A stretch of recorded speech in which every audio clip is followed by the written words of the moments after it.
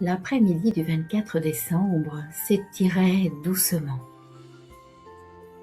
Arcana entra dans la cuisine pour préparer le repas de la veillée de ce soir. Bonjour, je suis Nathalie, tarot-thérapeute de l'âme et formatrice en tarot. J'enseigne l'utilisation du tarot non pas pour prédire, mais pour comprendre, réparer et guérir l'âme de ses blessures. De l'enfant intérieur à la libération des mémoires transgénérationnelles, jusqu'à la prise de conscience des empreintes mémorielles que l'âme a amassées au cours de ses différentes incarnations. D'ailleurs, j'ai créé une série de podcasts qui peut-être pourraient vous aider. Cela s'appelle « Les mémoires de l'âme à libérer ». Sinon, j'ai créé une méthode pour apprendre le tarot en un clin d'œil. Et je vous assure qu'apprendre le tarot est un véritable jeu d'enfant. Si apprendre le tarot vous intéresse, je vous invite à vous inscrire sur le lien qui est juste sous la vidéo. Les gestes étaient simples et presque ordinaires. Et pourtant, tout ce qu'Arcana avait traversé venait se déposer en elle. Dans la cuisine, elle sortit tous les ingrédients dont elle avait besoin pour préparer la bûche de Noël. En préparant la génoise, le chariot lui revint en mémoire. Avant lui, elle laissait souvent les gens décider à sa place ou même la vie. Elle avançait, mais sans trop faire de choix, en se laissant porter. Le chariot lui avait appris à prendre un nouveau départ. Elle a compris qu'il était important de prendre les rênes de sa vie et d'aligner les deux chevaux du chariot dans la même direction. C'était simplement oser diriger et non pas forcément contrôler. Même lorsque les chemins intérieurs sont encore flous, on a le droit de prendre un chemin et d'accepter de se tromper. C'est ce que le chariot a appris à Arcana. En mettant la pâte à cuire dans le four, la porte de celui-ci échappa aux mains de la petite fille.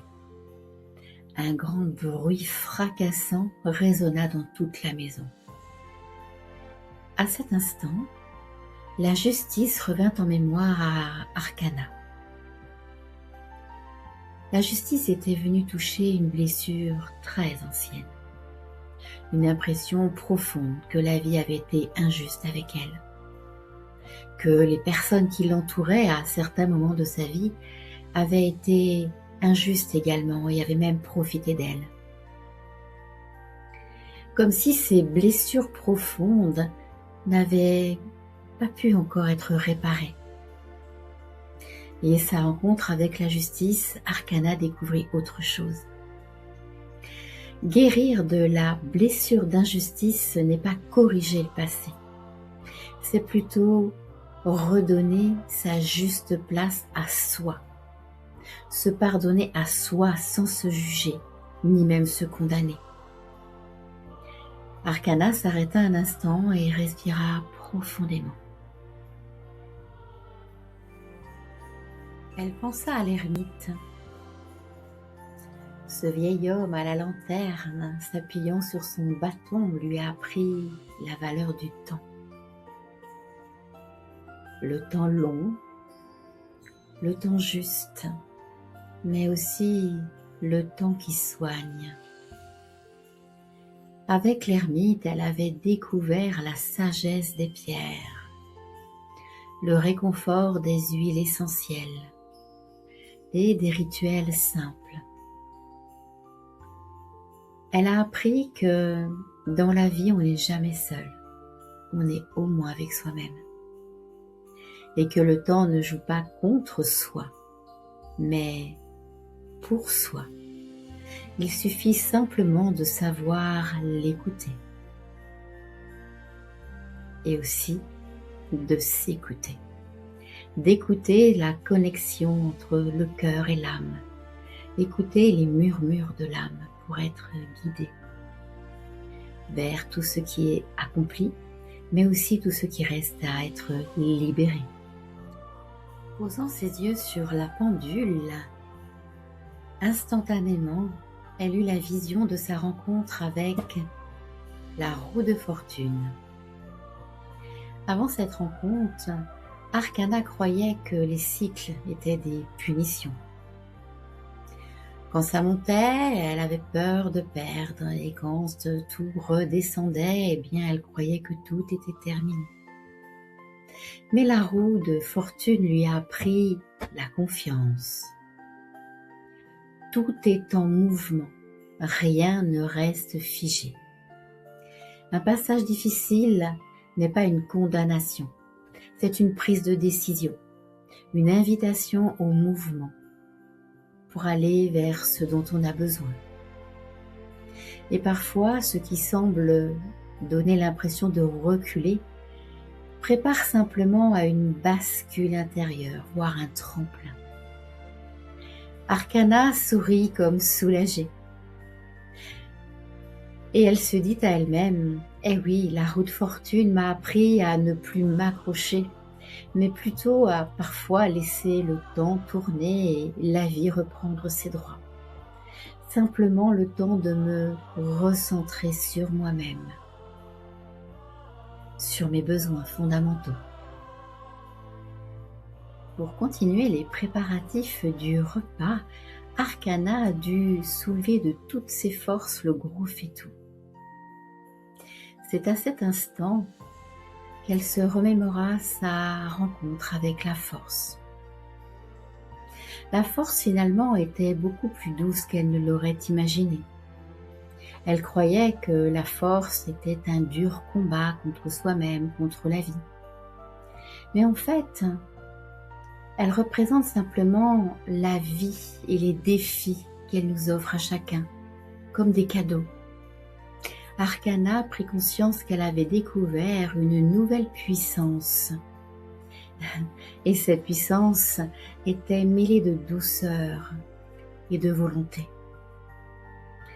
Avec la force, elle a appris à tenir sa main sur son cœur sans trembler, en étant simplement à l'écoute de ses émotions pour pouvoir les apprivoiser plutôt qu'à les dominer ou les évincer, les ignorer. Arcana a compris que cette force intérieure était simplement l'acceptation des émotions perturbatrices qui peuvent se présenter parfois dans la vie ou avec certaines personnes ou certaines situations. À la vue de la tresse d'ail suspendue dans la cuisine, elle se reconnecta à son souvenir, sa rencontre avec le pendu. Ce dernier lui a appris à s'arrêter, à accepter les moments où elle ne pouvait rien faire, sauf respirer et ressentir. Elle comprit que le pendu lui avait appris que lâcher, ce n'était pas renoncer, mais parfois se libérer de certaines situations. Arcana, à cette pensée, sentit sa gorge se serrer doucement, puis elle tout sauta. Pour éplucher l'ail, elle sortit du tiroir un couteau. Sa lame lui rappela la faux de la lame 13.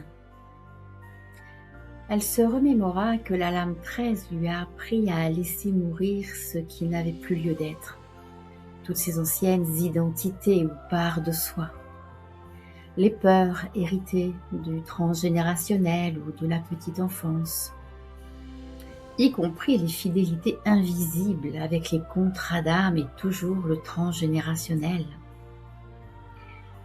Elle prit conscience que la lame 13 n'était pas une fin ou une certitude que l'on devait répéter, mais plutôt une renaissance à soi-même, une libération de tous ces schémas bloquants. Et enfin, elle se sentit apaisée, réconfortée. En baissant le feu sous le faitout pour tempérer la cuisson, Arcana se remémora sa rencontre avec la tempérance. Cette rencontre eut lieu après une tempête, lorsqu'elle pensait que tout avait été vu. Mais elle comprit qu'elle pouvait relâcher son corps, relâcher les tensions de ses pensées. Simplement, l'âme pouvait intégrer sans se presser les leçons apprises par la vie.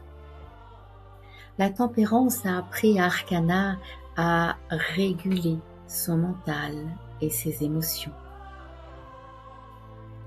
La guérison est douce et progressive, donc le temps est venu de se respecter soi, de s'aimer, ou du moins d'apprendre à s'aimer. Arcana regarda tout autour d'elle et elle comprit que le repas était prêt. La maison respirait et embaumait un esprit de Noël. Et son cœur était tellement apaisé. Elle avait gagné en maturité. Arcana s'approcha de la cheminée et remit une bûche dans le foyer. Elle posa ses mains sur sa poitrine et elle pensa. Le tarot ne m'a pas appris à prédire. Non, je pense qu'il m'a plutôt appris à me retrouver. À travers les cycles, les révélations que j'ai pu prendre conscience, les pauses aussi que je me suis autorisée à faire dans ma vie, et la douceur et l'amour que je me suis accordée à moi-même. Demain matin, toutes les arcanes seront réunies et un cadeau vous sera offert. Non pas pour fermer le livre du tarot, ce grand livre d'enseignement et de sagesse, mais plutôt pour en ouvrir un autre, l'histoire de votre vie, des murmures que votre âme vous susurre sans que vous puissiez l'écouter. Le temps est venu d'être à l'écoute de vous-même et d'apprendre à vous aimer par le tarot. Et si une carte pouvait murmurer ce que le cœur tait? Le tarot n'est pas un outil, c'est une mémoire vivante.